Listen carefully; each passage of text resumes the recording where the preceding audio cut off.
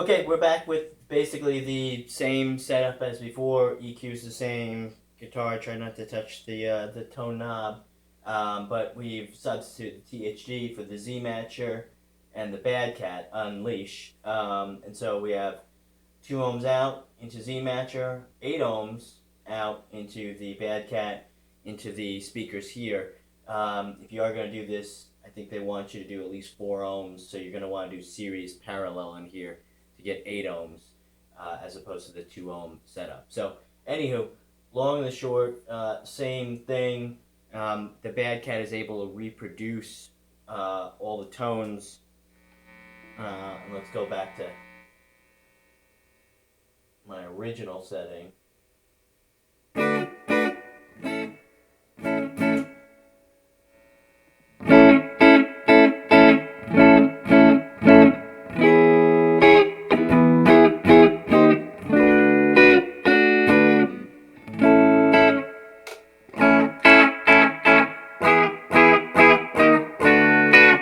So I don't know if you watch our video that we do that chord progression over and over again, but it's basically the same sound except I can make this as loud or as quiet as I wanted.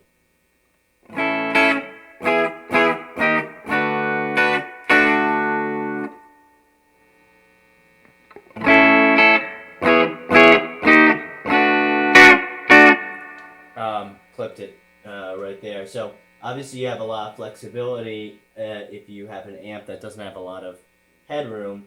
But in this case, we'll cut to the chase. How does it work on the opposite end? So we're at the higher end of the spectrum.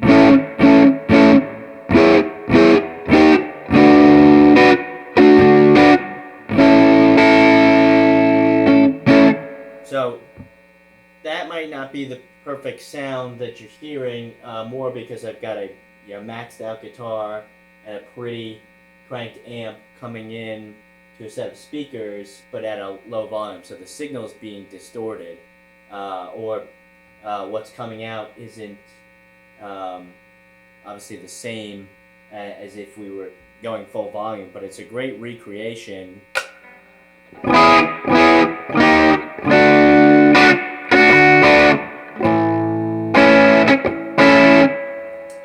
of that tone. And there might be a little bit of fizzing, again, just because of the amount of distortion we're putting through the Badcat, but then knocking down in volume, so it's not going to come out perfectly if it's attenuated that much, but it's really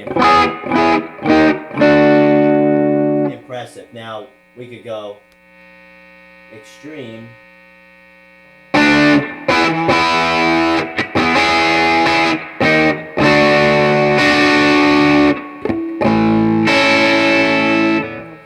And that is, a lot closer to what you'd hear. Obviously, we'd be deaf if we had a Super on 10s going through CTS alnicos.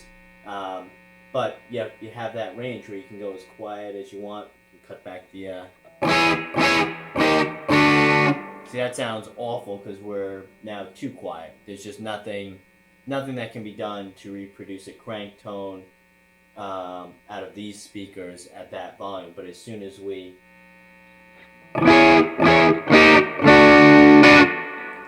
raise the volume a little bit, you get a much better tone out of it. So, end of the day, regardless of what attenuating device you use, there's going to be some EQ changes, some tonal changes, because, again, at the end of the day, something's hitting the speakers and it's pumping out whatever tone. But if you have a crank tone coming in very quietly, it's just not going to be the same as if we had nothing here and had this all on 10. So, but works fantastic, and definitely gives you that option to take whatever your sweet spot is.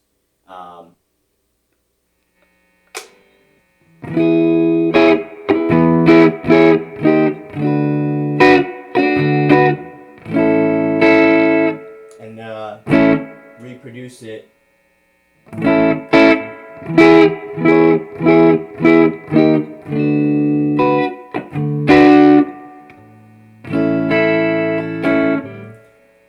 also, with the Unleash, you can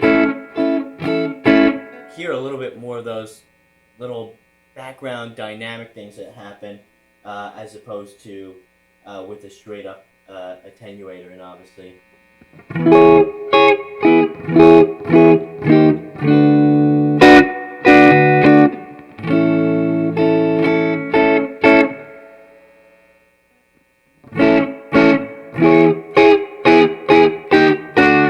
See, as you can hear, just between those two settings, the quieter almost sounds dirtier, even though it's the same term, but it's how the speakers are interpreting that signal. So, again, both devices, THD, Unleash, are great and do exactly what they say.